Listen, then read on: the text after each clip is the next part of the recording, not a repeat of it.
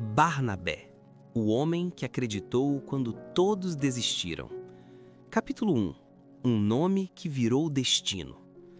Antes de ser chamado de Barnabé, ele se chamava José. Nascido na ilha de Chipre, criado entre judeus da diáspora, José cresceu ouvindo histórias sobre Moisés, Davi e os profetas. Desde jovem, era conhecido por algo raro. Não falava alto, não brigava por espaço, não buscava reconhecimento. Mas quando alguém caía, era José quem se aproximava. Quando alguém chorava, era ele quem ficava. Quando alguém errava, era ele quem acreditava. E foi por isso que, mais tarde, os apóstolos lhe deram um novo nome: Barnabé, Filho da Consolação. Não foi um título oficial, foi um reconhecimento silencioso. Capítulo 2. O homem que abriu mão de tudo. A igreja ainda engatinhava. Cristãos eram perseguidos, casas eram invadidas, famílias eram separadas. Muitos tinham medo até de dizer o nome de Jesus em voz alta.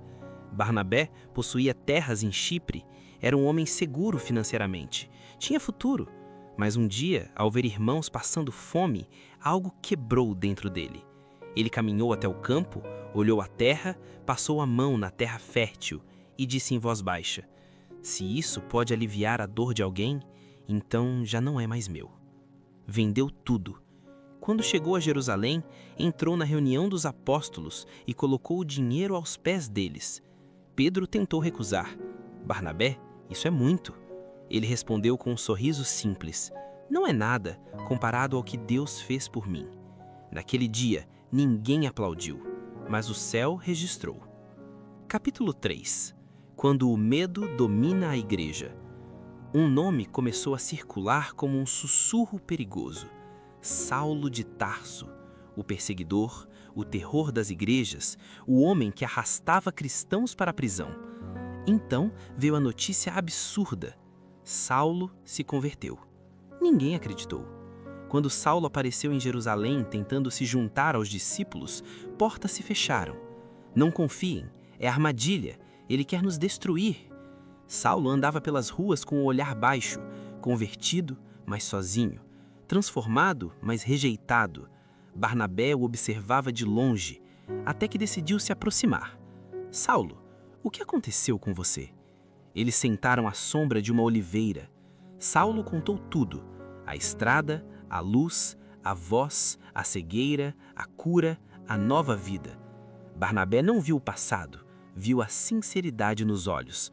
No dia seguinte, levou Saulo até os apóstolos. "Eu confio nele." E se Deus confia, quem somos nós para rejeitar? A história do cristianismo mudou ali. Capítulo 4.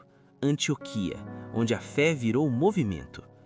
Anos depois, Barnabé foi enviado para Antioquia. Ao chegar, viu algo diferente. Não era só uma igreja, era um movimento. Gregos e judeus juntos, ricos e pobres orando lado a lado. Um povo que não falava só de fé, vivia fé. Mas Barnabé percebeu que aquela igreja precisava crescer em raízes, não só em números. E lembrou de Saulo. Viajou até Tarso, procurou por ele por dias. Quando o encontrou, disse: "Paulo, a igreja precisa de você." E juntos ensinaram aquela comunidade por um ano inteiro. Foi ali que, pela primeira vez, os discípulos foram chamados de cristãos. Capítulo 5. O início das viagens. O Espírito Santo falou: "Separem Barnabé e Paulo para a obra." Eles partiram. Navios inseguros, estradas perigosas, cidades hostis. Foram presos, foram humilhados, foram ameaçados. Mas também viram cegos enxergarem, corações se renderem, igrejas nascerem. Barnabé nunca buscava ser o centro, sempre apontava para Cristo, sempre levantava Paulo. Capítulo 6. O conflito que revelou o caráter. Veio então o jovem Marcos. Na primeira viagem ele desistiu, voltou para casa. Paulo nunca esqueceu.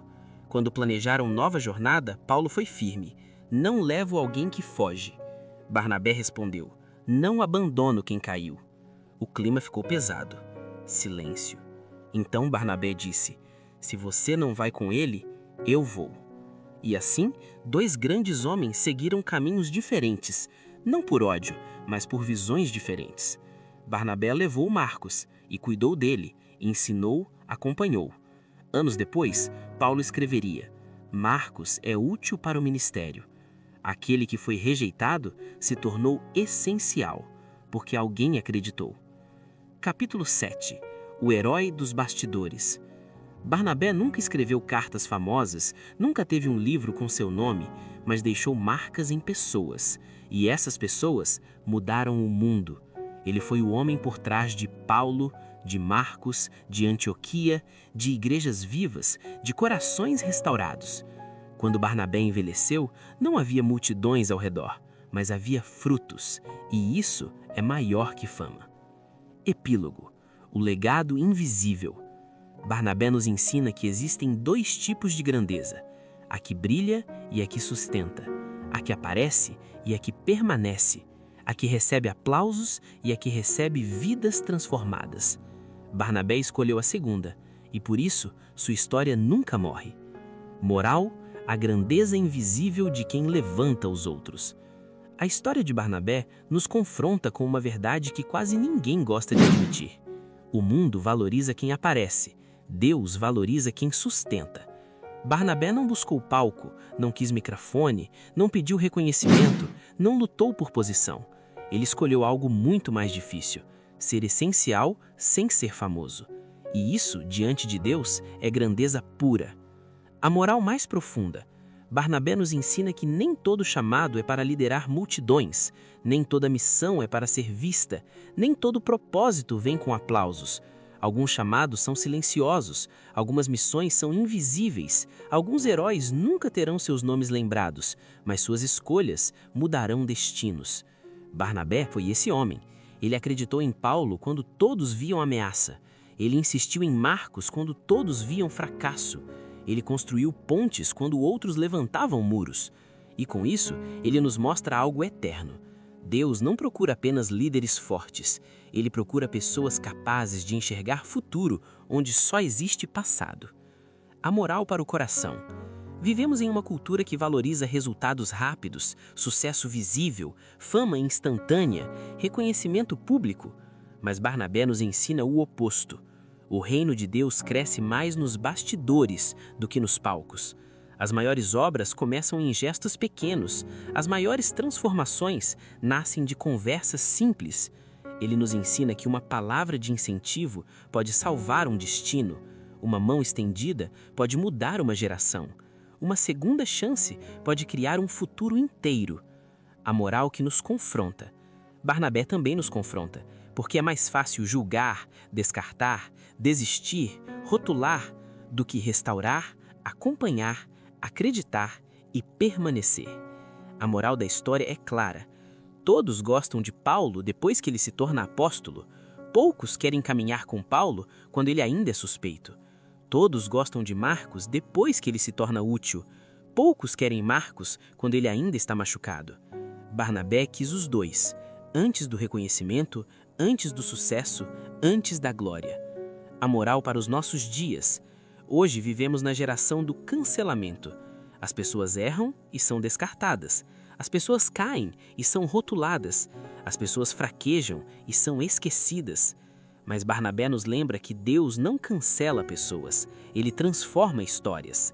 A moral da sua vida é um chamado para nós. Seja a pessoa que levanta quando todos apontam. Seja a voz que defende quando todos acusam. Seja o abraço quando todos se afastam. Porque talvez você não pregue para multidões, mas pode salvar uma vida com uma palavra. Talvez você não construa igrejas, mas pode reconstruir alguém que desistiu de si mesmo. A moral que fica para sempre. Barnabé prova que existem pessoas que não nasceram para ser lembradas, mas nasceram para fazer história através dos outros. E isso é o tipo de grandeza que o céu aplaude. No fim, quando tudo passar, títulos não contarão, números não importarão, fama não permanecerá. Mas Deus ainda perguntará: em quem você acreditou? Quem você levantou? Quem você não desistiu? Porque no reino de Deus, os verdadeiros gigantes não são os que brilham mais, são os que ajudam os outros a não apagarem.